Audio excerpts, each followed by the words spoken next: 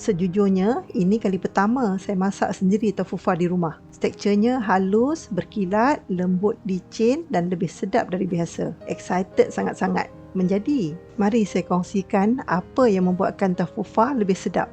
Bahannya, 1 kotak air soya, guna air soya tanpa gula. Jadi, kita boleh kontrol tahap manis. Lagipun, brand ni pure dan kaya dengan rasa soya. Air 500 ml, gula 6 ke 7 sudu besar. Pindah periuk ke atas dapur, masak guna api sederhana.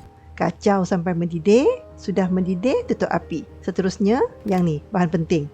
Serbuk soya atau soft bean curd powder. Masukkan 75 gram, kacau sampai serbuk soya tercampur sebati. Selepas itu, bolehlah isikan ke dalam cawan. Kalau ada buih di permukaan, pecahkan atau kaut buang. Selesai, biarkan.